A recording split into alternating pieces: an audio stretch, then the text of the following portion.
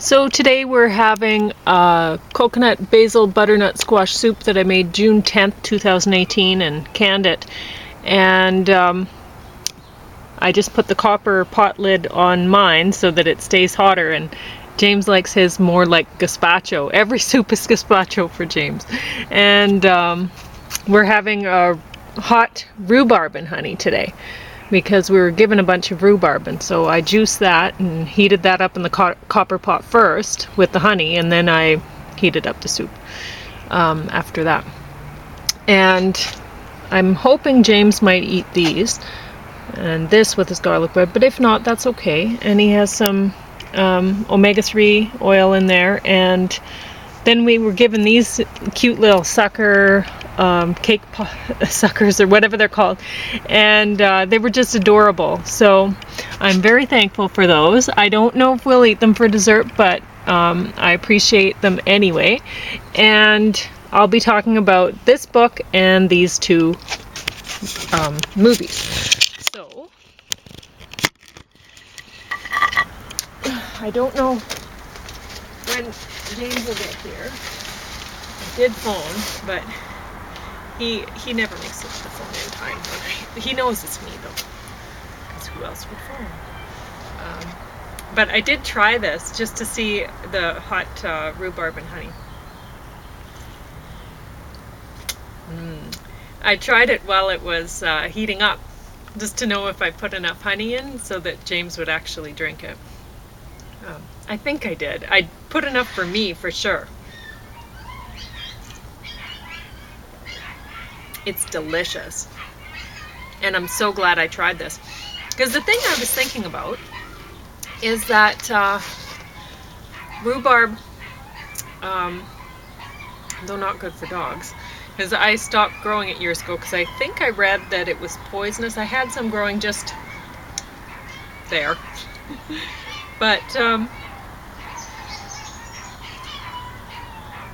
I think I read that it was poisonous for dogs, and at the time I had a basset hound, and he'd pick up everything to eat, and it was always a struggle. So I didn't want to risk it. So away with the rhubarb, and that was that. But anyway, the hot rhubarb and honey. What I was thinking is the Essiac, one of the ingredients is a rhubarb, and since that's made into tea, it's heated, right? And so I was thinking, well, what if I juice the rhubarb and heat it? Because I was just going to juice it, and we were just going to drink it as juice. And then I thought, well, one, that will taste gross because everybody has rhubarb sweetened. And two, there might be a reason why we always eat rhubarb cooked. Like there might be something in it that needs to be done away with in order for it to be edible. So considering that, I thought, well, until I look up whether it's safe to drink it without heating it, I better heat it. So heated. And it's awesome. This is so good. It tastes even better than hot lemon and honey. But you know that I really like the tart flavors, so maybe you wouldn't think it was good if you don't like tart.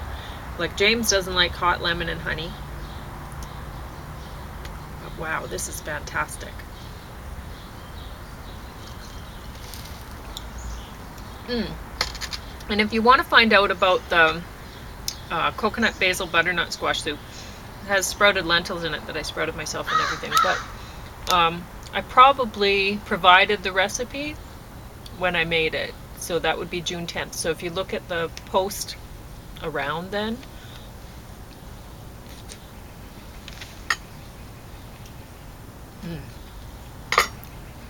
very good. So I'll talk about Unspeakable by Harriet Shawcross. She got into reading about the Oppens, Jewish communists. And so it starts out, she's writing about a bunch of things. She's writing about how, poor little rich girl kind of thing, which I'm being a bit of a jerk there, but how parents saving up for university for you, and then you go to university and you're not wanting to be there, but you feel like, wow, my parents saved up all this money for me, so I better go. Whatever. Boy, I wish I'd had that to worry about, you know.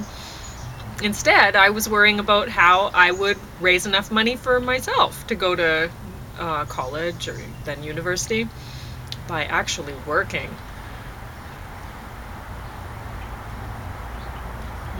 Anyway, and then she's writing about the things that the life that she was learning about in like different things in university, rather than material from the lectures or whatever. She was learning about different things, just like the Oppens. And then what else did she talk about? She talked about having difficulty communicating and phobias and stuff like that, and just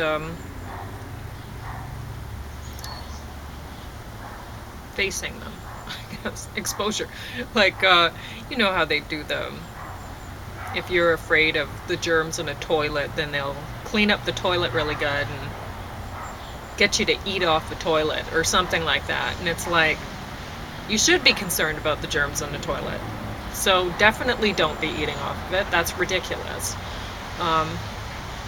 Anyway. I mean, it's one thing to be cautious, and another thing to be fearful. And if it's to a point where it keeps you from living, well, anyway. Okay, so I'll just, 96, I thought this was funny. This is a quote: "A woman whose husband wants her to shave her vagina." And that's the end of the quote there. I thought to myself, wow, that would be difficult, impossible to shave one's vagina. And it should be completely unnecessary. I've never heard of hairs growing up there. Who has pubic hair growing internally? If you do, I mean, you really shouldn't grab for the shaver. You should go to the doctor, because I don't think that's natural at all. I have never witnessed such a thing. I've never heard of such a thing. So you shouldn't try to shave internally. And Amanda Laird, I'd written a post that featured her book recently. She'd mentioned her frustration with women referring to their external genitalia, vulva, as their vagina, internal genitalia. So now I'm thinking that this might have happened here. And shaving one's vagina just goes so much more ridiculously beyond that. It's ridiculous, yeah. So she mentioned, this woman mentioned sex and rape and gay marriage, but all in a very British way. So it's easy for many people to read about, and it certainly won't get you aroused or anything. I hope her marriage to her wife lasts. She seems like a nice person, reading her book. She writes well, but I really saw little point to the book, honestly. And really, it is our loneliness that's the most difficult to speak about or admit to ourselves. Like, I was extremely lonely over, well, not this past month, but before then, for quite some time actually. And I don't really like to think about it, but that's why I was depressed. And I mean, there was a number of reasons really, but anyway. Oh, and the bits of prose included in the book were really badly written. I think that needs to be spoken about. Wow, that was bad. So, I went through my notes, which were very brief because there really wasn't anything worth quoting from that book besides the shaving one's vagina bit. Discarnate. This was awful. It was, unfortunately, I watched this one after this one. This one was excellent. This one, wow, so unwatchable. It was boring, and there seemed no point to it. It was just a waste of time. Total waste of time. But, I mean, I was decorating a piñata, so whatever. Now this one, You Might Be the Killer. This has Allison Hannigan in it, and everyone would remember her from Buffy the Vampire Slayer and the American Pie movies. And so it was great to see her again.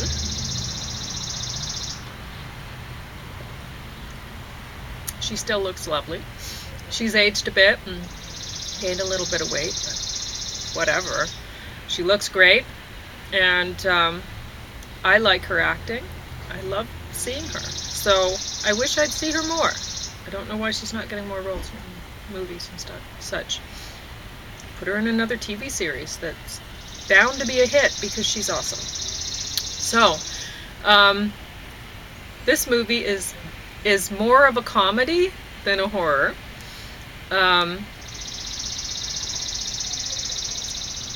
But I guess so was Buffy the Vampire Slayer, really, right? Anyway. And everyone would enjoy it, I think. It's definitely well worth watching. It's set in a camp where a whole bunch of murders take place. So this is not a new kind of idea, you're thinking, but this movie is, trust me. So it's a very different take on the camp mass murderer killing spree thing. So I'd recommend that one to everyone. So everyone should watch that. And I guess I'm going to finish my drink. Wow, this is good. Totally try this too, because this is so good. And I mean, the rhubarb is ripe for the picking. So get out there if you have your own rhubarb. You may as well harvest it and stick it through the juicer and then heat it up in your little pot on the stove with some honey. And yum.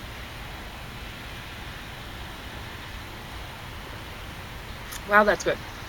So much better than any tea, as far as I'm concerned. So